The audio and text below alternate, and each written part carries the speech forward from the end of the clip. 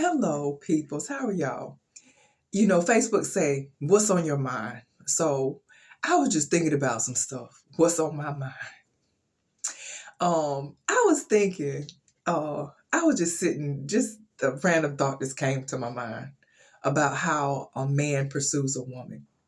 I think about it, I'm like, how can they do it? It just makes me tired to pursue a man. Now I admit after me and my ex got a divorce, men have asked me to call them, but I sort of didn't think it was right. It was sort of out of place, but I've called them and stuff like that. And then I've dated where the man have asked, me to come because they didn't have a license. They lost their license and stuff. And they would pay for gas for me to come see them or whatever. But it's just I can't see myself doing it. It's just tiresome. I remember when me and my brother, James, we was little and growing up and stuff, and he'd be hunting. He'd be out there with his little BB gun and doing his little stuff. And that would make me tired trying to keep up with him sometimes. Me, him, and my cousin Cindy be out there probably play cops and robbers and stuff like that. But it would make me tired out there trying to keep up with him. I fall out the tree, get hurt, go run to my dad and stuff. It's maybe I'm old fashioned. People say have an open mind, but it's not in me to pursue a man. It's not in me. And you know how my daddy, I was raised around boys. I was the only girl. But I drove trucks. I did construction work, showed men how to use the sledgehammer. But still, I am a woman. And a lot of men, because of what I've done in my life, I reckon they think I'm not a feminine woman, not a feminist.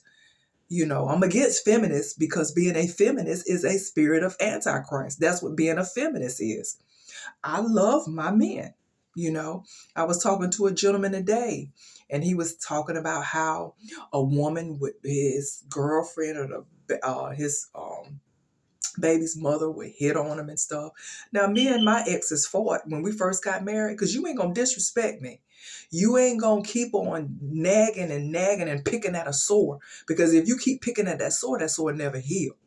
You know, um, but I never voluntarily just start hitting and fighting with my ex-husband. They had to do something and keep or either call me out my name multiple times, you know, or start saying something that got on my nerves. And I really wasn't strong in Christ then.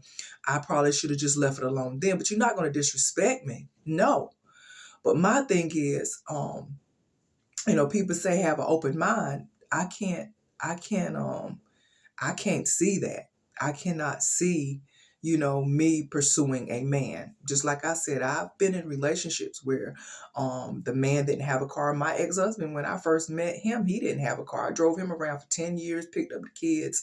But, he knew his duties as a provider, and I was to help me. And I done what I had to do as a wife, cooked, we fold clothes. We was a team, you know.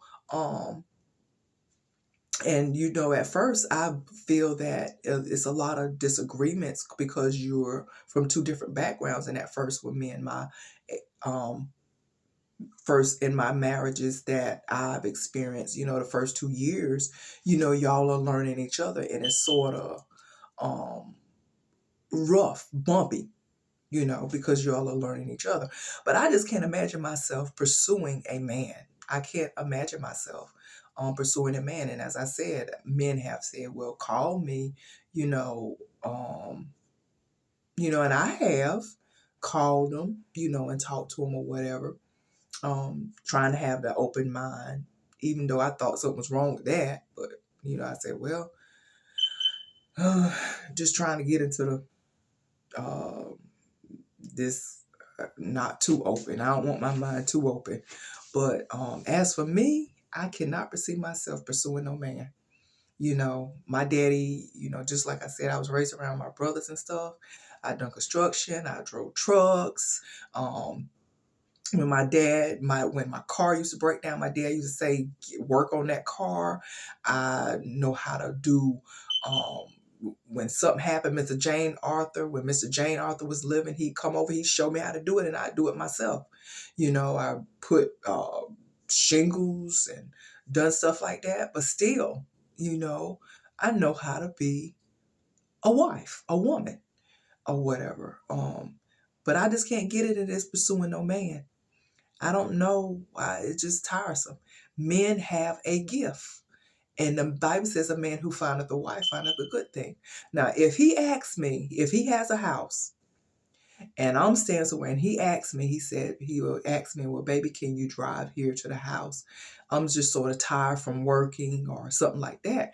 Oh, yeah, I drive to, the house because I understand he had a hard day at work or something like that. But as for me just pursuing, I think it's just being desperate for me to sit up and pursue a man.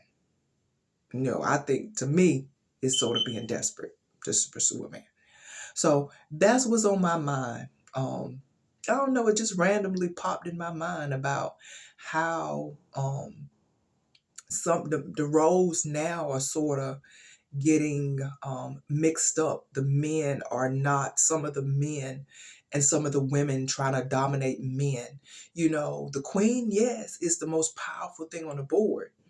But I'm going to tell you, she still need to know how to be a queen when she get in that castle and treat that man like he's supposed to be treated.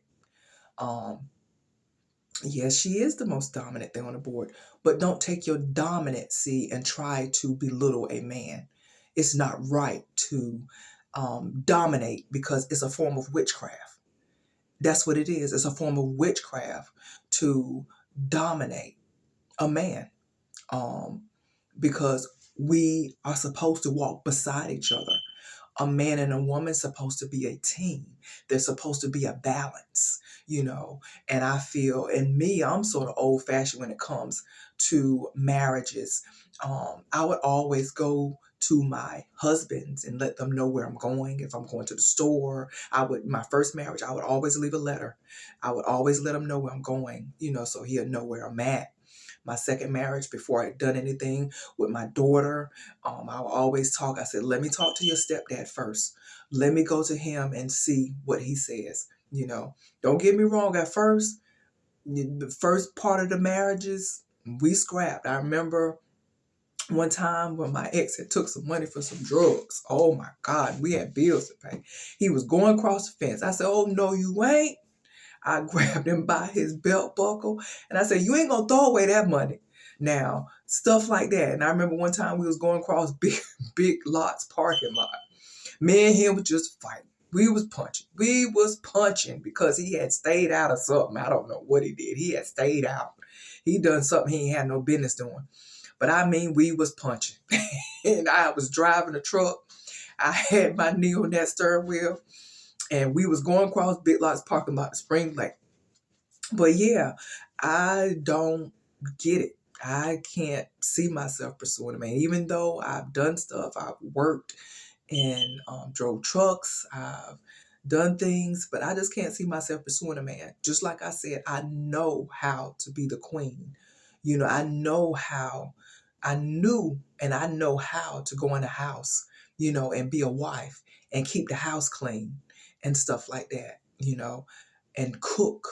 And I was in nursing school, and I come in and I cook, and do whatever I had to do as a wife, wash clothes. Sometimes I would get tired and I ask them to help me. I'm tired, could you help me with something, if I needed some help with something, or whatever.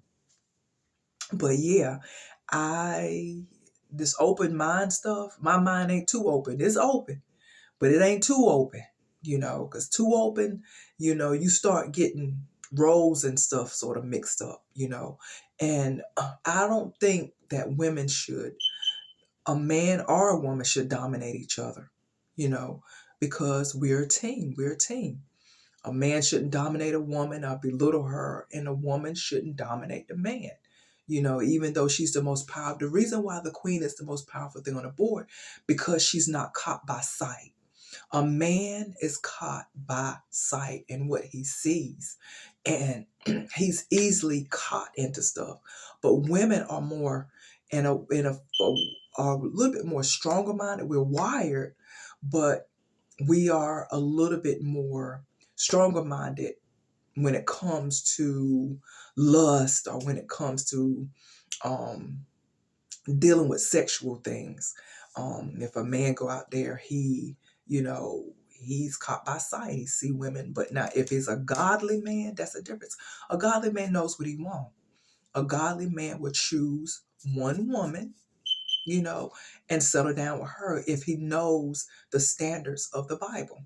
He knows what he's supposed to do as a man of the Bible. That's why it takes a godly man to really know God. And it will teach him how to be a man, just like he's still teaching me how to be the woman that he wants me to be.